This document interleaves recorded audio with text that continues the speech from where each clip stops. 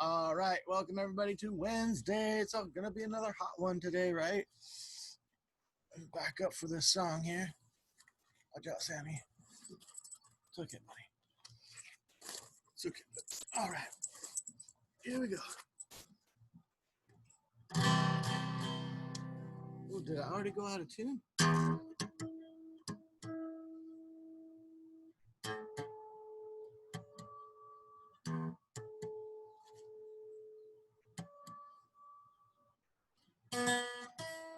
Okay, close enough. There we go. And a one, and a two, and a.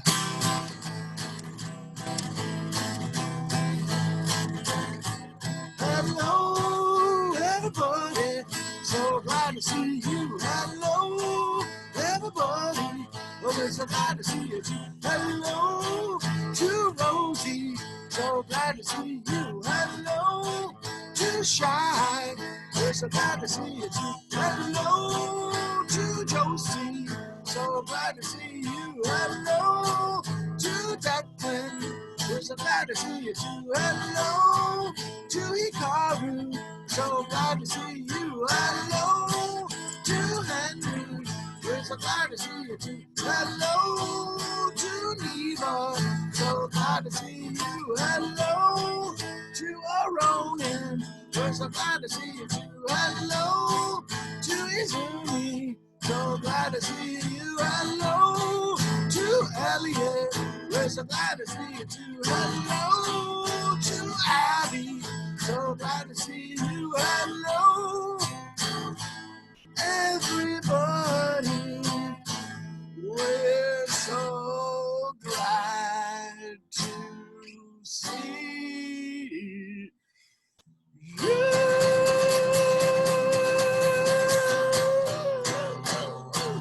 Oh, I got up pretty high that time on the high C. We call that high C note. All right. Get that closer to the camera. I hope everybody's doing good today. Like I said, it's hot out here already. It's only, 10:30, and it's pretty warm. It's going to be a hot one. I recommend playing in a sprinkler or something if you can do that. All right. I have really cool books today. I think I'm going to start with this one. This is Hey another one. Gilbert, Oh, yes. did you adjust your sound? Can you see if I that thought button I is? did. Yeah, I'll try. We can't not hear you. I don't know. Okay. It might be our computer. Yeah. Might be our computer, huh? Yeah, I have that shut off. I can move this much closer, I guess. I'll put it right Okay. here. Can you hear me now?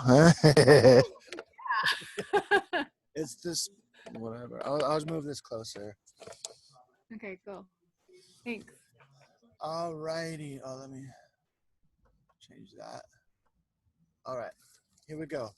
UFO, an unidentified flying object, which in sometimes it means like the idea of an alien or something coming from another planet, but not in this book. It's a little different. It's so I don't forget what it is. Some creature. All right, here we go.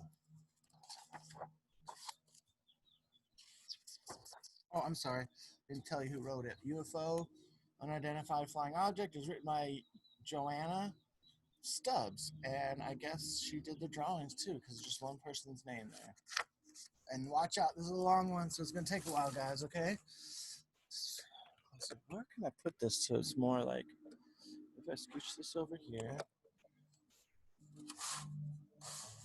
that, and I could fit this up here. That would be better probably. Okay, here we go. A million stars glittered against the blackness of the sky like spilt salt. So there's a lot of stars in the sky that night. Oj, I think that's how you say it. OJ, I think it would say Oj. The shepherd boy was counting them that night to keep himself awake when a shooting star fell, and it fell some more, and it went on falling instead of vanishing as shooting stars should, until it was a whirling, twirling, bright egg of light spinning down and looking as if it must surely fall onto the castle. Odd ran to tell the king. So this kid, this is a real job back in the old days, is called a shepherd. You take care of sheep. and he's doing it at night, which I thought at night you move him into a corral, but anyway. So he sees this thing, this egg thing coming down, looks like really close to the castle. So he's going to go tell the king. The people in the castle were all asleep. The cows and the sheep in the fields were asleep too. But Odge ran towards the castle gates. I'm sorry, as Odge ran towards the castle gates, the sky lightened and the sun rose from behind the hill. Day is over. Day is starting. The owl and the badger and the moths and the mice went to bed, and everybody else woke up and got up. When Odge ran into the castle, he was so breathless at first he could only whisper, "A star is falling onto the castle." The people were too busy getting ready for market day to listen. "Tell your funny stories to the sheep," grunted the king's guard without even looking up. Oh, they didn't believe him. "Lazy layabout," yelled the queen's cook. "Don't waste our time with your nonsense. Get back to work. Take care of the sheep." So Odge went back to the hillside where he played soothing music to his sheep while he watched a whirling, twirling, silvery bright egg float down and land on top of one of the castle towers. Oh my gosh, it landed right on there. The people in the castle didn't like it. They wanted to destroy it. They called for the soldiers, who blunted their axes and dented their swords without even putting a dent in it. So they didn't like this egg, and they're going to try to break it, I guess, but they can't. They called for the council, who talked about it for days. They called for the queen, who suggested cooking it with bonfires. It didn't even get warm when they tried that. They called for the king, who suggested using levers, which is like a big long stick. He said, "All push together, and all of you push together, and when I say push," and so they did, and they're trying to like use a big long stick, and you can sort of push things over, maybe if you're strong enough. Odge watched from the hillside as the great shiny silver egg toppled off the tower top and rolled over and over, faster and faster down the hill slope. At the bottom of the hill grew a huge oak tree. So there's the egg that was up here rolling. Oh man, it looks like it's gonna hit the looks like it's gonna hit the tree there. Smash! Crackle, clatter, splat, and there it was, sitting among the roots and broken pieces of the silver eggshell, with its head among the leaves, was a medium-sized mauve monster puffing pink steam through its nostrils and looking rather pleased. So mauve is a color, and it's kind of like purplish pinkish, I thought, but it's not violet. It's hard to describe that color, really. Purplish pinkish. And it looked pleased. It looked like a happy, whatever. What do they call it? A monster. After a week, it had grown into an oak tree-sized mauve monster, and it was practicing blowing pink smoke rings. Odge thought it had a friendly face. It does look like it has a friendly face. And what is that? 1 week, it already grew as big as the tree, so it's growing very fast. The people in the castle didn't like the monster. They wanted to destroy it. They were too far away to see its face. They just thought it looked ugly and dangerous and fearfully ferocious and frightening and big. "Monsters eat men," announced the king morosely. "Monsters molest maidens," moaned the queen, clutching the princess till she squeaked. So they're worried that the monster might try to hurt them. The council argued for days about how to manage monsters. The soldiers used up all their arrows shooting at it from the battlements. It was so big, even the cross-eyed son of the second cook could hit it every time. It didn't seem to mind very much, and it kept on growing bigger. So they're shooting arrows at it, but it's so big already, I don't think you could barely even feel them. It's like, oh, a little pinprick. Finally, the people called for Drogo, the dragon killer, the mightiest hero in the land. The sun shone from his polished armor. His huge silver horse pranced and pawed the drawbridge. Carefully, Drogo balanced the extra-long silver spear, which the blacksmith had made for him to deal with the deadly dragons. So here's Drogo getting ready to do some battle. "Ready, steady, go," called the king, and fearlessly the mighty knight pounded down the hill towards the monster's feet. The monster bent over him. Pink steam hid both the horse and the rider, so he blew out some steam out of his nose. I don't know if you can see that. The monster seemed to sigh like, "Huh," and the mighty knight and his silver mount were blown all the way back to the castle, coughing. I guess whatever that pink stuff coming out is maybe like, I don't know, like it makes you not breathe so good or something. We must make a war machine, chorused the council. So the people set to work. Some made ammunition in the blacksmith's forge. That's like would be the bullets, like, or cannonballs, maybe. I don't know what. While others built a tower with sails like a windmill that would hurl the ammunition at the enemy as they turned it. Oh, they're gonna try. It's sort of like a catapult, sort of, kind of. So they're gonna try to shoot stuff at it, like out of these buckets. At the bottom of the hill was a thick wood which had grown up from, excuse me, from the acorns hidden and forgotten by the squirrels who lived in the huge old oak tree. Odge, the shepherd boy, had taken his sheep to the field behind the woods to get them away from the arrows. There he lay among the dandelions and poppies, playing dance tunes to Slick, his snail friend.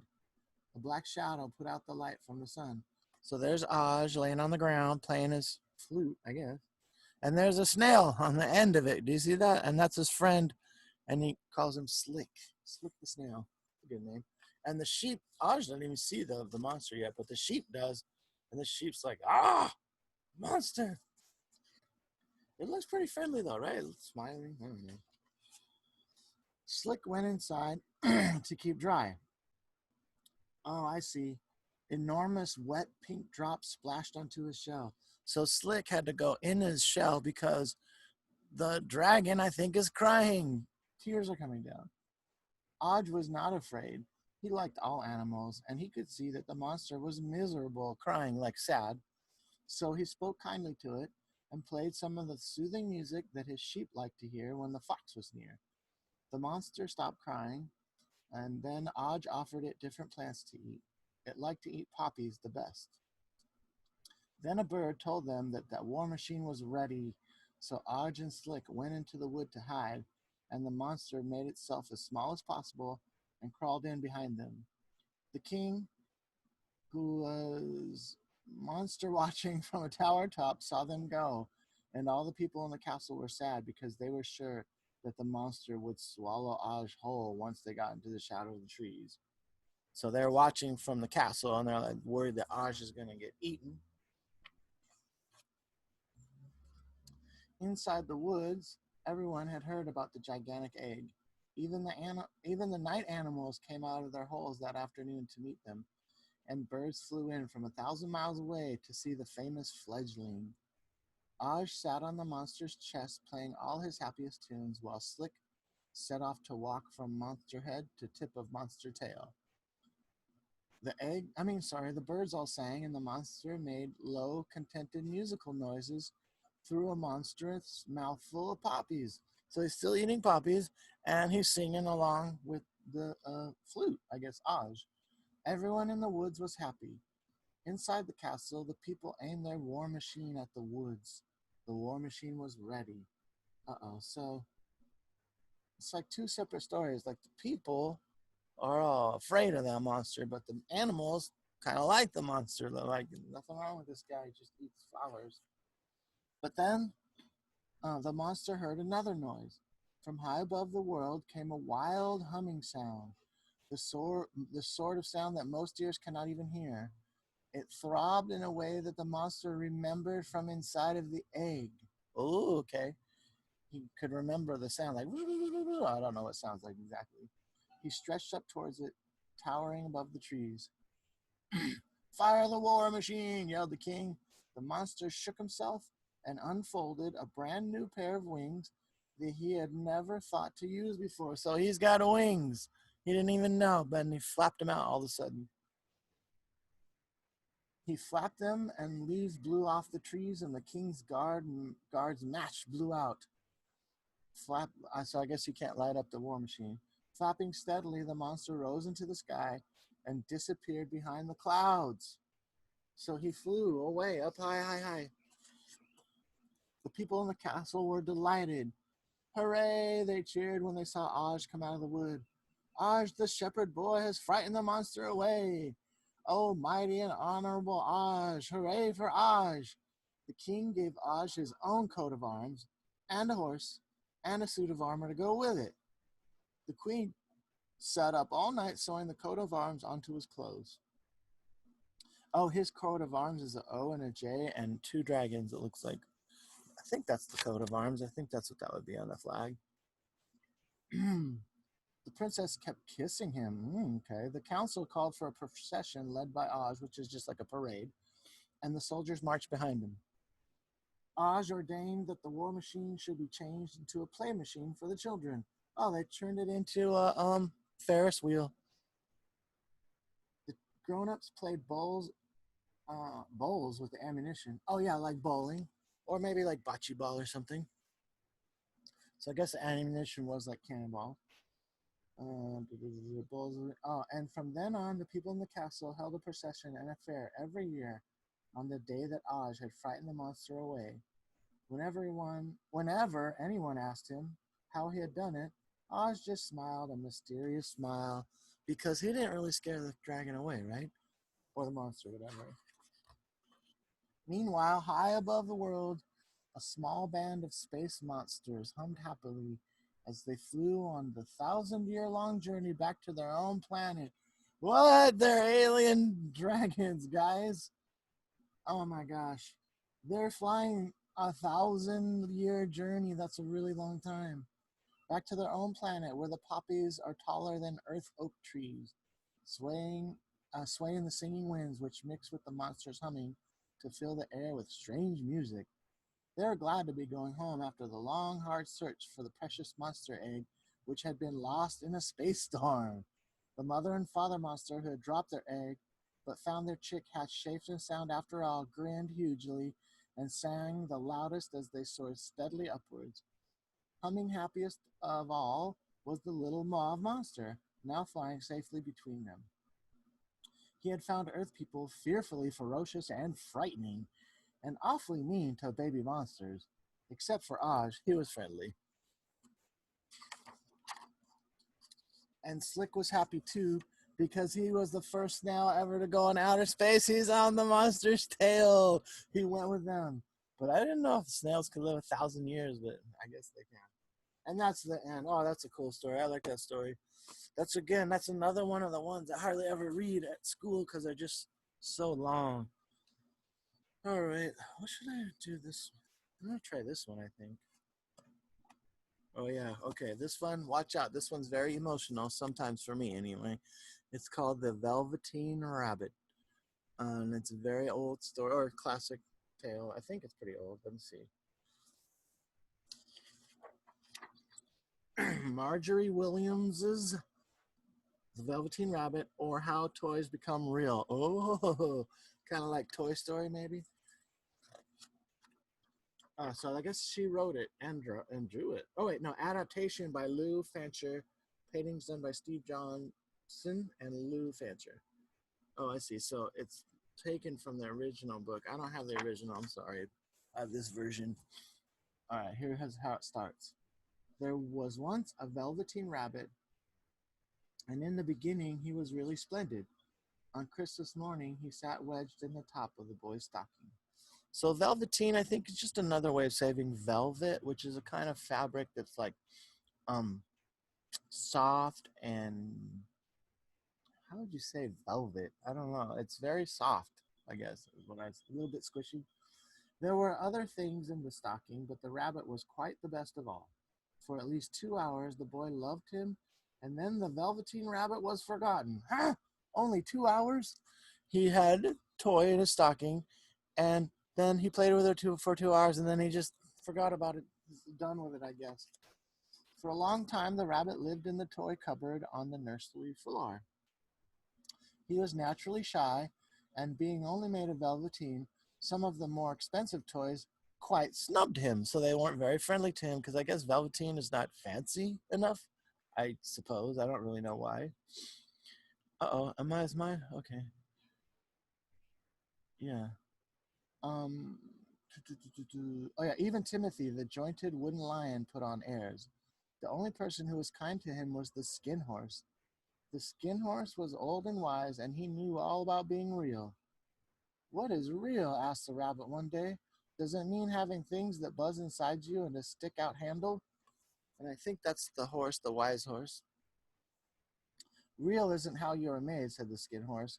When a child loves you for a long, long time, not just to play with, but really loves you, then you can become real. Ooh, okay. So you have to have the love of the owner.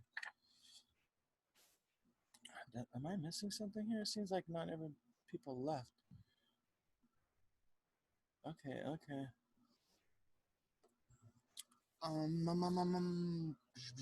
Oh yeah. Does it hurt? Asked the rabbit. Sometimes, said the Skin Horse. When you are real, you don't mind being hurt, though. Does it happen all at once? He asked, like being wound up. It doesn't happen all at once, said the Skin Horse. By the time you are real, most of your hair has been loved off, and you get very shabby. But once you are real, you can't become unreal again. It lasts for always. The rabbit sighed. He thought it would be a long time before this magic called real ever happened to him. Oh, it looks like the horse might know about it because he's kind of worn out. To me, it looks like a little bit worn out.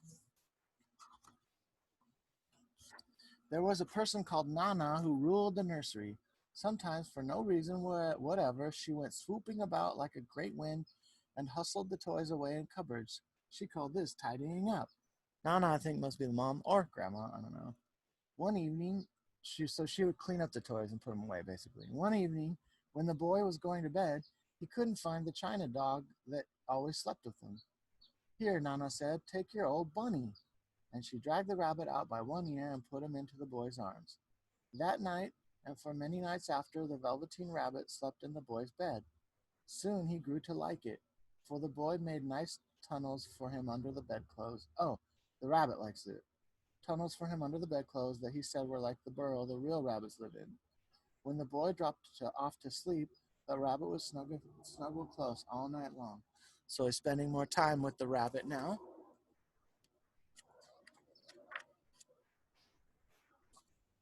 And so the little rabbit was happy. So happy that he never noticed how his fur was getting shabbier and all the pink had rubbed off of his nose where the boy had kissed him. Spring came, and wherever the boy went, the rabbit went too. Once the rabbit was left out on the lawn, and Nana had to look for him because the boy couldn't even go to sleep unless he was there. Fancy all that fussing for a toy, she said. Give me my bunny, he said. He isn't a toy, he's real.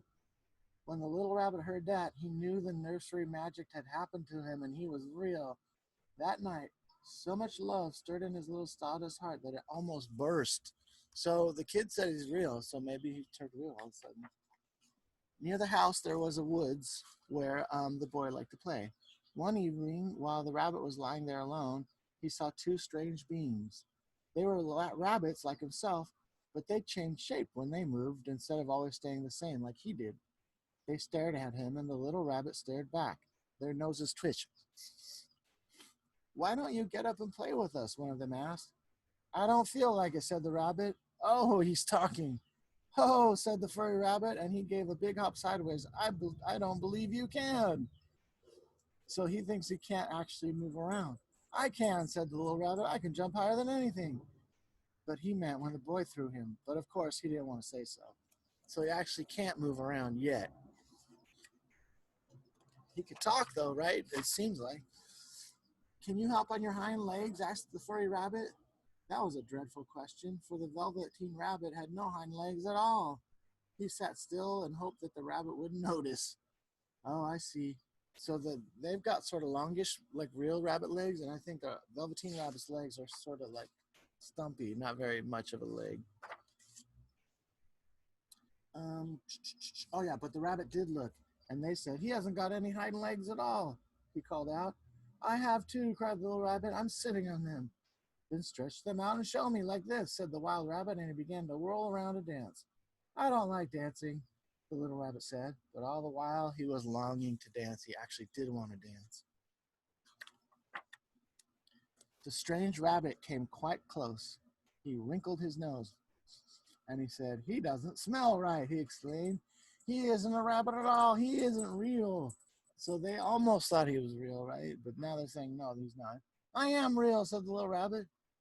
Oh, there's Sammy again. Hi, Sammy. I am real, said the little rabbit. The boy said so, and he nearly began to cry. Just then the boy ran near them, and with a flash of white tails, the two strange rabbits disappeared. Oh, do come back and play with me, called the little rabbit. I know I'm real. But there was no answer. So he wants to play with rabbits. Weeks passed by, and the little rabbit grew very old and shabby, but the boy loved him just as much. And then one day, the boy was ill. Uh-oh, he got sick. Strange people came and went in the nursery. Through it all, the little rabbit lay there and never stirred, afraid that someone might take him away.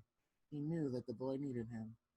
Presently, that means next, the fever turned and the boy got better, so he's not sick anymore. One day they let him get up and dress. He was going to go to the seaside. Hurrah, thought the little rabbit, for he wanted to see the big waves and the tiny crabs and the sand castles. He'd never been to the beach. Oh, 10-minute warning. Never been to the beach before. Just then, Nana caught sight of him. How about his old bunny, she asked. That, said the doctor.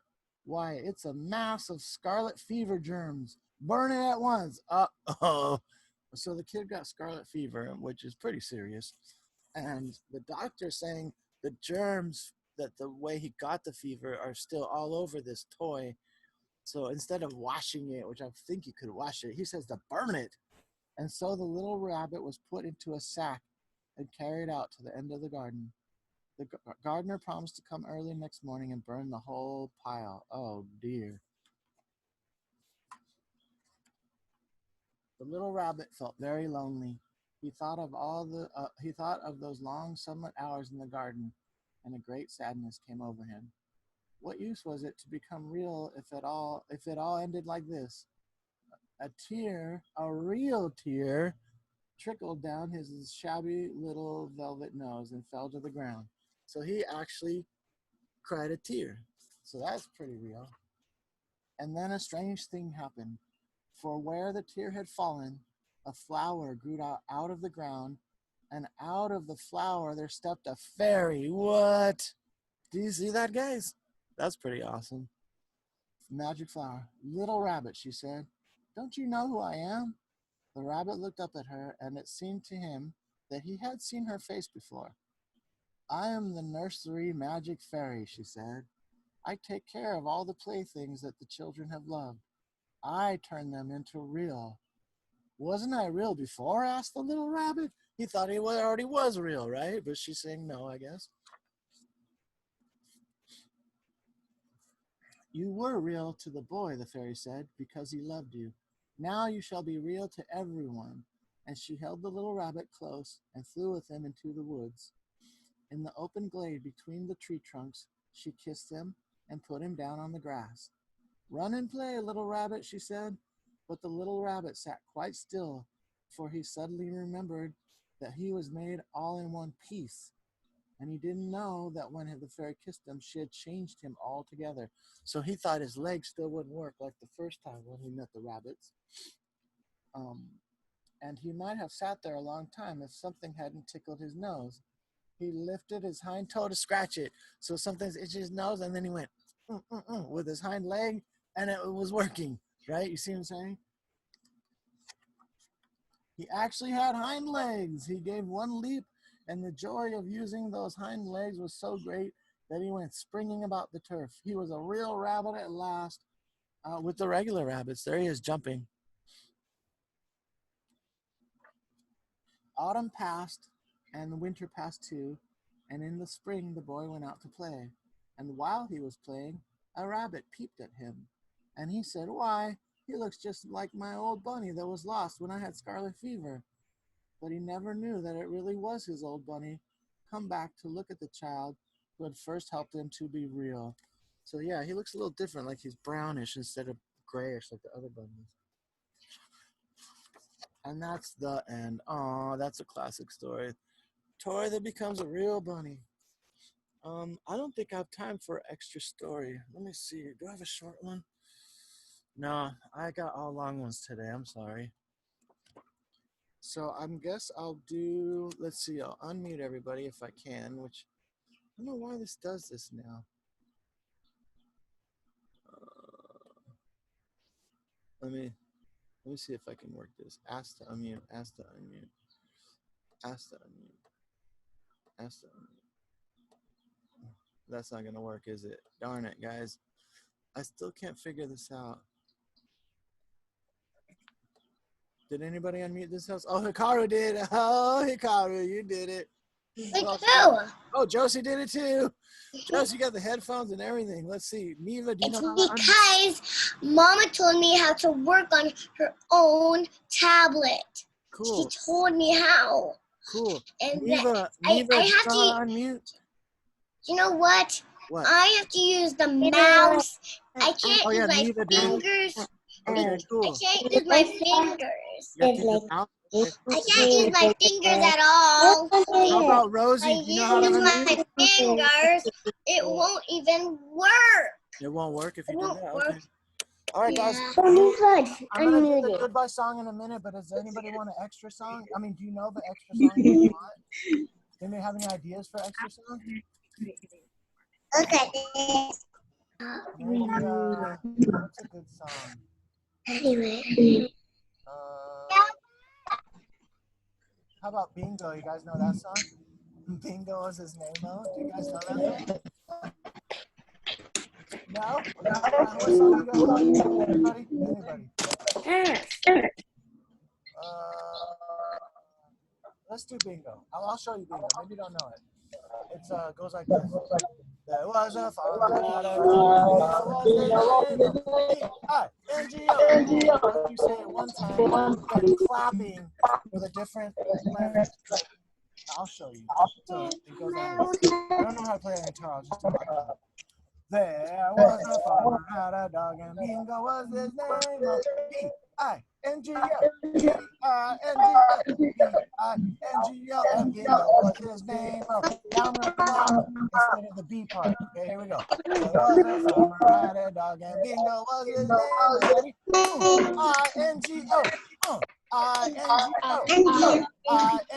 And Bingo was his name. We're going to clap 2 times for the B and for the I. Ready?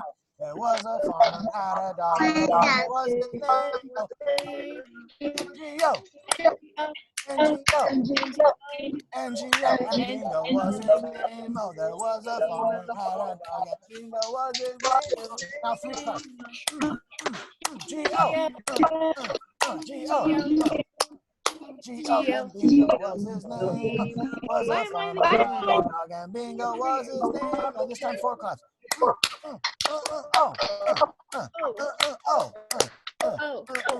Bingo was his name. This time all 5 claps. There was a farmer had a dog and Bingo was his name.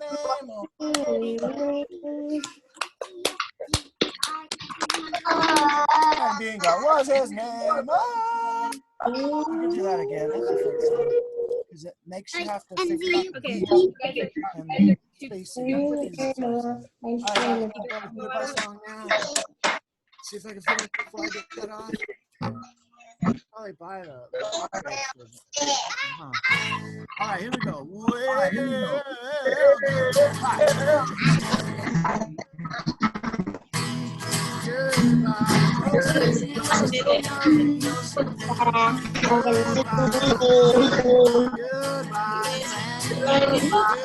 Goodbye, Franny.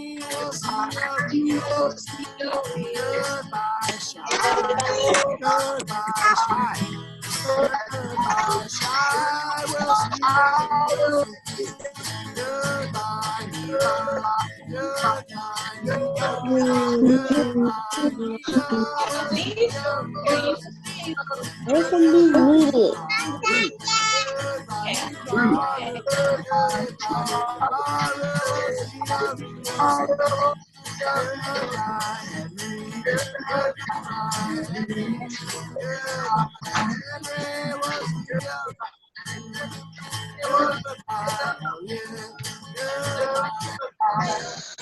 Post it! Yay!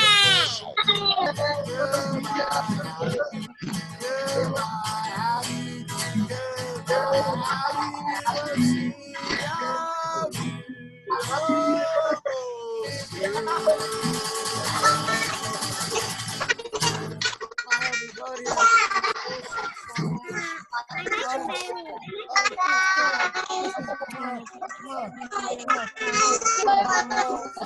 Some more. Yes. I see that. Henry, what are you holding? Tell him what it Paper. is. Daddy drew it for you. Oh, it's a drawing that Daddy did?